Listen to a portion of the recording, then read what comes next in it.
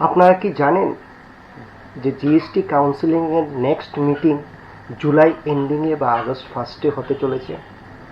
যেই মিটিংয়ে কিছু কিছু এরকম জিনিস রিফর্ম হতে চলেছে যেগুলি আপনাদের নর্মাল লাইফ, বিজনেস সবগুলিকে পরিবর্তন করতে পারে।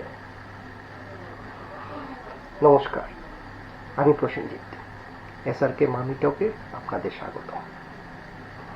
আজকে যে বিষয়টা নিয়ে ভিডিও বানাচ্ছি সেটা হচ্ছে জিএসটি রিফর্মের উপর যে কাউন্সিলিং মিটিং হতে চলেছে সেটা নিয়ে। যারা ট্যাক্স প্রফেশনাল বা ট্যাক্সের কাজের সাথে যুক্ত বা অ্যাকাউন্টসের লাইনে আছে, বিজনেস লাইনে আছে, তাদের কিছু কিছু ডিমান্ড আছে। গেছে বছরও ছিল, সেপ্টেম্বরে, লাস্ট সেপ্টেম্বর 25-এ যে কাউন্সিলিং মিটিং হয়েছিল সেটার মধ্যেও ছিল, এবারও আছে। সেইগুলির মধ্যে 5টা বিষয় যেগুলি আমার কাছেও লাগছে যে এগুলির উপর আলোচনা হতে পারে, এগুলি মডিফিকেশন বা রিফর্ম হতে পারে, সেগুলির উপর ডিপেন্ড করি এই ভিডিওটা বানানো। আজকে 5টা বিষয় নিয়ে চলে এসেছি, কিন্তু এই 5টা বিষয় নিয়ে একসাথে একটা ভিডিওতে আলোচনা করা সম্ভব নয়। আজকে যে বিষয়টা নিয়ে আলোচনা করব সেটা প্রথম বিষয়, যেটা গেছে বছর জিএসটি কাউন্সিল মিটিংয়ের পর পুরো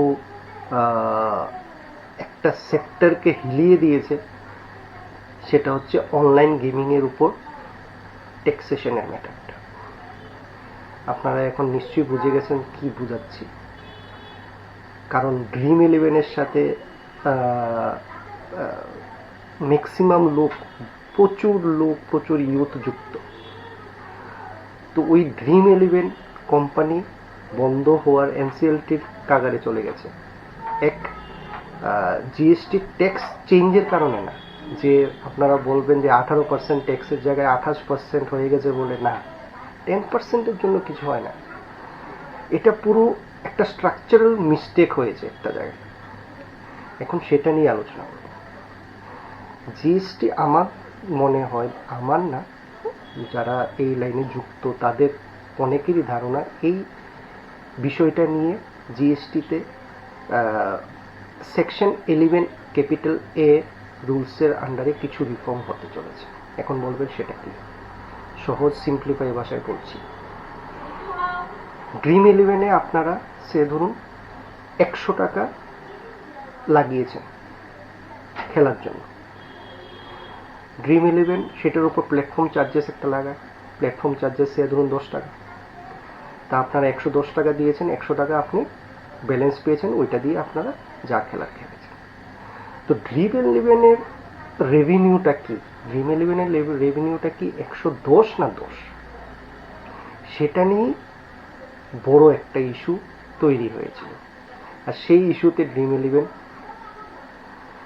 ড্রিম11-এর যা মার্কেট ক্যাপিটাল আছে, মার্কেট ক্যাপিটালাইজেশন আছে, মানে ড্রিম11-এর যে ভ্যালুয়েশন 2000 কোটি টাকা, জিএসটি তাদেরকে নোটিশ ইস্যু করেছে 23,400 কোটি টাকা, মানে নিয়ার অ্যাবাউট 10 গুণ।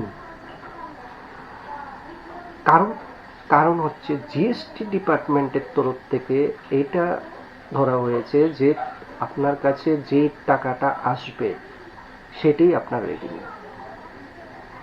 কিন্তু সেটা না, অনলাইন গেমিংয়ের ক্ষেত্রে সেটা না। সেটাই রিফর্ম, সেটাই চেঞ্জের দরকার আছে, মডিফিকেশনের দরকার আছে। আজকে যে ড্রিম11 কোম্পানি এনসিএলটির কাগারে চলে গেছে, কোম্পানি বন্ধ হওয়ার কাগারে চলে গেছে, সেটাকে যদি আবার রিফর্ম করে আনতে হয়, তো এই সমস্ত ভুল, যেগুলি ভুল, এগুলিকে আমি ভুলই বলবো। যে ডিপার্টমেন্টের তরফ থেকে যে ভুল সিদ্ধান্ত নেওয়া হয়েছে, যেটা পরবর্তী সময়ে ইন্টারপ্রিটেশনও করা হয়েছে যে না, এটা ঠিকই ভুল, তো সেটার উপর বেস করি এবার জিএসটি কাউন্সিল মিটিংয়ের মধ্যে সেকশন 11 ক্যাপিটাল এ এর আন্ডারে ওইগুলি রিফর্মে আসতে পারে। এটা আমাদের মানে ধারণা। এখন অ্যাকচুয়াল কি হচ্ছে সেটা মিটিংয়ের পরই বলতে পারবো। এখন ওইটার মূল বিষয়বস্তুটা একটু সিম্পলিফাই করি। যেমন বললাম যে 100 টাকা আপনারা ইনভেস্টমেন্ট করেছেন ড্রিম11-এ খেলার জন্য, তার উপর 10 টাকা আপনি দিয়েছেন প্ল্যাটফর্ম চার্জ, তার উপর জিএসটি 1 টাকা 80 পয়সা 18% ট্যাক্সে লেগেছে। তো ড্রিম11 1 টাকা 80 পয়সা ডিপার্টমেন্টকে পে করেছে, কিন্তু 25-এ যখন এই অনলাইন গেমিংয়ের ক্ষেত্রে 28% ট্যাক্সে কনভার্ট হলো, তখন 10% যে গ্যাপিং, ওই গ্যাপিং তো ড্রিম11 দেবে।